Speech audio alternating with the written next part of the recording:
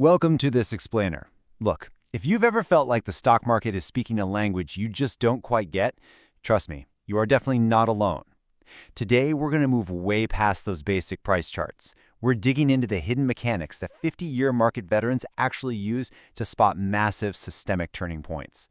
We're talking about the secret fuel driving the financial markets and, well, what happens when that fuel starts running dry. All right, let's just quickly glance at our roadmap for today. We're kicking off with the surface level, then diving deep into systemic liquidity. After that, we'll look at some flashing warning signs, back it all up with a bit of historical context, and then wrap things up with some future scenarios. Let's get right into it. Section 1. The surface level, and exactly why price isn't enough. Seriously, focusing exclusively on price indicators? It creates a massive, and I mean massive, blind spot for investors. Let's talk about why. So market veteran Bert Doman perfectly captures this exact trap. The guy has over 50 years of experience, right? And he points out that younger analysts tend to get, well, completely obsessed with price indicators. Because of that, they totally miss the hidden undercurrents of the market. Actually, the specific term he uses for this missing piece is distribution.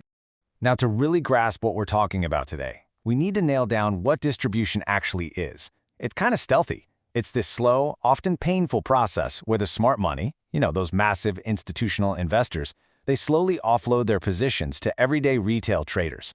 And here's the kicker. They sell in tiny increments while the asset is actually still going up, just so they don't spook the market. So if you're only looking at a basic price chart hitting all-time highs, wow, everything looks absolutely amazing. But in reality, you're entirely blind to the massive offloading happening right beneath the surface. Moving on to Section 2. The core concept, volume versus systemic liquidity.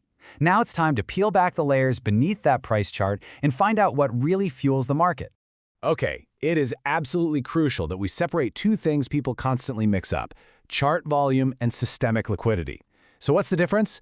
Well, chart volume is just that little bar you see at the bottom of your screen. Let's say 10 million shares of a stock traded hands today. That's it, that's simple volume. But systemic liquidity, that is way more subtle. It's the actual capital available in the broader financial system to take on risk. It basically measures how easily you could enter or exit a massive position without completely tanking the price. To put this in perspective, think of the market like a car. Volume and liquidity, they're the fuel in the engine. Imagine you're driving down the highway at 70 miles an hour and you suddenly just turn the engine completely off. The car doesn't just instantly stop, right? No, it continues to coast forward on sheer inertia. Well, markets do the exact same thing. They can temporarily keep rising on pure momentum, hitting brand new price highs, even while their actual liquidity fuel source is running completely bone dry. So if you want to analyze this stuff at home, veteran traders look for 4 specific volume behaviors. First up, you've got a healthy rally. This is where you see increasing volume, meaning enthusiasm is high. Simple enough. Second is a suspect rally. This is where you see higher prices but decreasing volume. It means the market is basically just drifting up because there's a lack of sellers, not because buyers are rushing in. Third is our old friend distribution. This is when you see high volume during market corrections right near the top, a huge red flag that the big players are dumping shares, and finally, divergence. Listen, this is the big one. This is when the price makes a brand new high, but your volume indicators make lower highs. Historically speaking, this exact divergence has appeared at almost every single major market top in the last century. All right, on to Section 3, current warning signs. Let's actually take this liquidity lens, apply it to today's macroeconomic environment, and see what the raw data is really trying to tell us. $1.28 trillion. Yeah, trillion with a T. Back in early 2026, U.S. margin debt hit this staggering record high. That number represents a massive, totally unprecedented amount of systemic leverage. Basically, people are borrowing absolute record amounts of cash just to participate in the market rally. Now, to really wrap our heads around that trillion-dollar figure, we've got to look at it relative to the overall economy. Consider this. Margin debt to GDP sat at 2.6% right before the dot-com bubble burst in 2000, and it was at 2.5% in 2007, right before the Great Financial Crisis. But in 2026, it's sitting at a staggering 4.1%. I mean, our current leverage completely dwarfs the levels we saw right before the 2 biggest market crashes of the modern era. And you know what? Even more striking is this ratio right here, 6.28. This number is the ratio of margin debt to actual hard cash sitting in investor accounts. To give you some context, just a few years ago in 2023, that ratio was 3.9.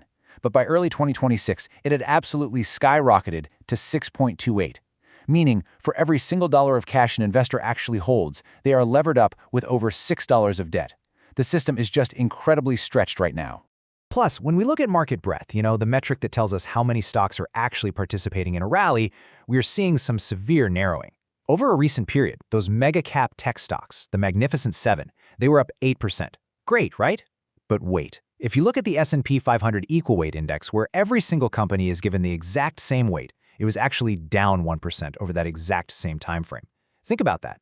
We have a headline market index sitting at all-time highs, but beneath the surface, the median stock is literally falling.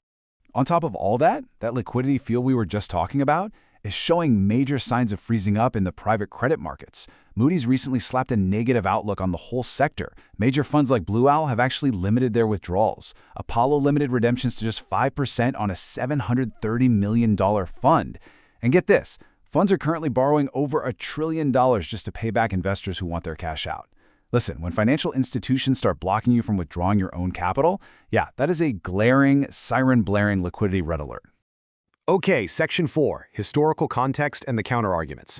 Look, before we jump straight to any doomsday conclusions based on these metrics, we've got to take a breath and remain rigorously objective. We need to weigh these, frankly alarming warning signs against market history and against some pretty powerful opposing forces. It is so easy to look back at the crashes of 1929, 2000, and 2008 and just see all the parallels staring right back at us. I mean, the incredibly narrow market breadth we're seeing today, it practically mirrors the year 2000. And the way banks are currently repackaging private credit debt into these neat little bundles strongly echoes the toxic CDOs that triggered the great financial crisis back in 2008. But as any good analyst will remind you, history rhymes for sure, but it is never guaranteed to repeat itself. In fact, there are 5 very solid counter-arguments for why the market might just keep chugging right along. First off, Federal Reserve intervention. If credit freezes, the Fed can step in and inject liquidity almost instantly. Second, look at the modern market structure. We've got trillions of dollars in automatic, passive ETF inflows pouring in every single month from retirement accounts, completely ignoring macroeconomic conditions. Third, those high-frequency trading algorithms, the ones trading back and forth in milliseconds, they might actually just be distorting our volume data, creating false alarms.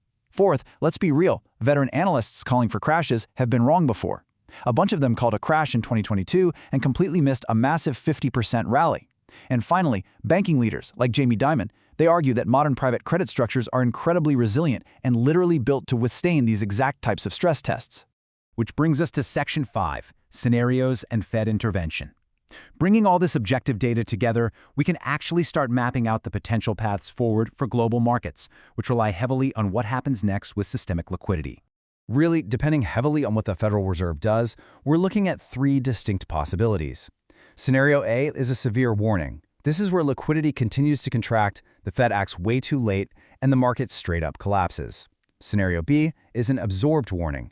Here the system is undeniably fragile, but the Fed steps in perfectly, like a soft landing, with rate cuts and asset purchases just in time to keep the engine running. And then there's Scenario C, a false positive. This is where what looks like institutional distribution right now is actually just a healthy rotation of capital. Just money moving out of massive tech stocks and into smaller companies with absolutely no broader contagion. Now, while we sit back and wait to see which of those 3 scenarios actually plays out, it is absolutely worth noting what the insiders are doing right this second. According to FinViz data, top corporate executives, we're talking CEOs, chairmen, vice presidents, they are heavily and systematically selling their own shares right into this current rally. Think about that. They aren't buying. They're acting prudently, locking in gains and protecting their own capital while prices are still high. Ultimately, this whole thing is about looking way past the shiny surface of an all-time high. So, as you analyze your own portfolios and look beyond those basic price charts today, I want to leave you with one final absolutely crucial question to help you evaluate the true health of our financial system. Will the Federal Reserve provide enough liquidity fuel to keep the market engine running, or are we already coasting forward on dangerous, empty inertia? Thanks so much for joining me on this explainer, and hey, keep your eyes on the data.